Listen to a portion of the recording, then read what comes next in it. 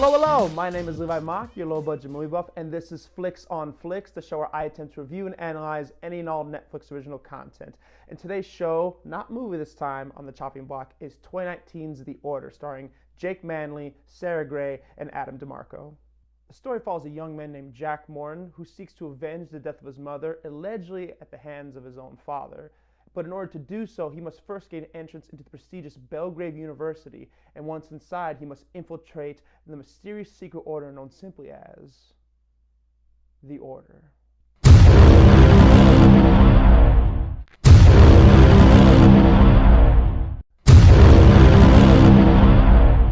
However, he soon ends up with more than he bargained for when he finds himself stuck in the crossfire between werewolves. No, werewolves, not Wolfman, that's different, that was the last video. There you go. Between werewolves and practitioners of the dark and magical arts. So I came across this one when I was just looking for a new Netflix show to watch. And yeah, I could have watched something like, like Sabrina, or a new CW superhero show, or Orange is the New Black, or like Breaking Bad. Disclaimer, yes, I'm aware of the cultural phenomenon that is Breaking Bad, and yes, I've never seen it. Actually, that's not true. I've seen the first 5 episodes. Regardless, I will get on it, so please don't hate me. I desperately need friends.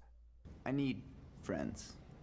But as fate would have it, my cursor scrolled across The Order, and just like so many of Netflix's helpful yet admittedly annoying trailers, I was immediately overwhelmed with the promises of dark, fantastical adventures. Adventures filled with love, spells, murder, betrayal, secret societies, all with a discount Zac Efron as a protagonist. Seriously, considering this show takes place in college and we never found out if High School Musical's Troy Bolton ever lived out his NCAA basketball dreams post-high school graduation, it's very plausible he ended up joining a secret order of magic users in order to hunt down and viciously murder his mother's murderer. Probably could phrase that better. But yeah, that's just a little fun fan theory for all you High School Musical fan peoples out there. But also, full disclosure, I hate High School Musical. But back to the review. So after catching the trailer, I was hooked. It looked dark, ominous, mysterious, sexy, exciting, scary, and admittedly a little overdramatic. Kind of like a CW superhero show kind of way. You're a monster, and I'm gonna send you back to hell. You're finally right, Henshaw. I am a monster. You may be an alien, but I'm Cyborg Superman! Regardless, I'm digging it. I really am. And I'm a huge sucker for the mysterious and otherworldly. I just am. It's one of my many soft spots. So that bears the question, would maybe murderer Trey Bolton be able to sway me on this show?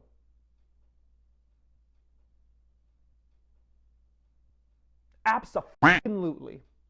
But not entirely the way I thought he would. Explain yourself. So the trailer is a little misleading. I mean, don't get me wrong. It definitely delivers on the magic, the monsters, and all the secret organizations, secret society stuff. But it's not quite as dark or as ominous or as serious as I really thought it would be. I mean, it's more dark comedy than anything else. What? It does have its more serious moments and plot points, but it's actually consistently funny and silly as hell throughout the entire first season.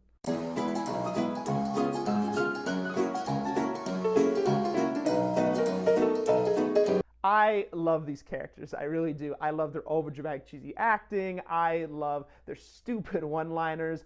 I love their obvious college stereotypes. This one's the pretty boy. This one's the frat bro. This one's the charismatic villain. This one is the spoiled rich girl that hates everything. This one is the angry girl that hates everything. Yeah, the women in this show tend to hate everything. Now I know that sounds bad and very different from what the trailer promised, but it just works. It really does. I think the reason that it works is because it feels intentional. It feels genuine. And I really think this is what they were going for all along, and they just commit to it from start to finish. Now, no show is perfect, obviously, and this one is no exception. And I think there are quite a few things here that will piss some people off, for lack of better words.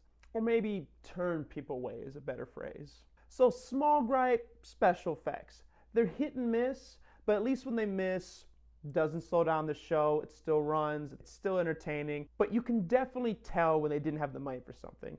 So they either did the best they could, or they half-assed it.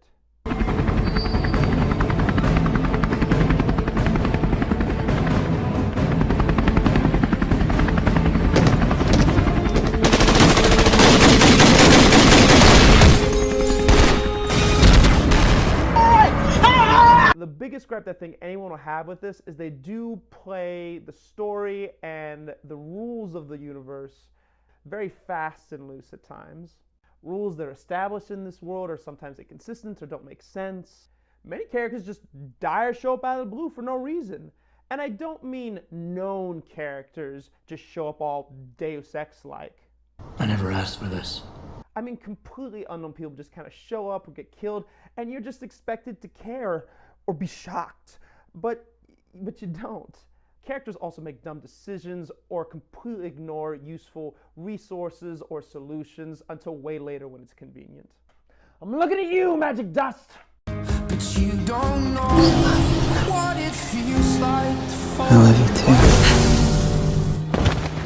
you too. Also, sometimes the humor is lowbrow. Not bad, just lowbrow. Also, as I mentioned earlier, the characters are pretty cheesy and one-dimensional, with the exception of a couple. But outside the two leads, anyone else who does get character development, it's very bare bones. Not that there isn't any other character development amongst other characters, it's just that it's nothing overtly original, or it just kind of comes and goes really quick. However, I will say, if you make it far into this show, and you're expecting deep character studies and masterful storytelling, then I really don't know what to tell you. You're not getting that. You're just not. And you should know within the first 2 episodes. But like I said, they take what's here and they make it work. Despite what the trailer implies, this show knows exactly what it is, and it has fun with its premise.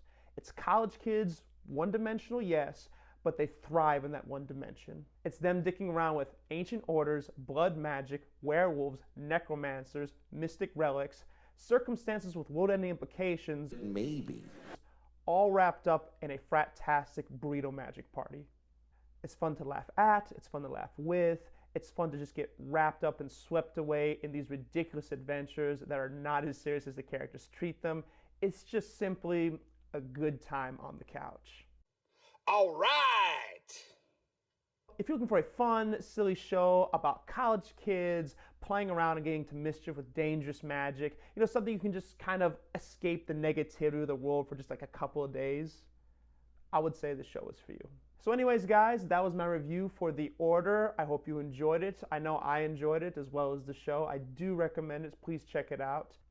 And really quick, I want to do the dedication today to my younger brother, Donald. Donald is a silly, goofy, lovable young man who loves indiscriminately. He really, really does. And I feel like this show is something that he and I would have enjoyed if we were still living in the same home together. Something we would have sat down and just laughed at and binged and just, had a good time, laughing along with and at.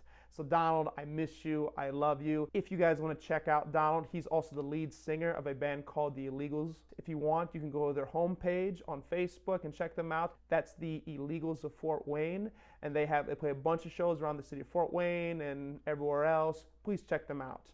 But yes, guys, that's a review. Thank you very much for indulging me. So until next time, please stay happy, stay healthy, stay awesome, stay you. Peace, guys. Bye.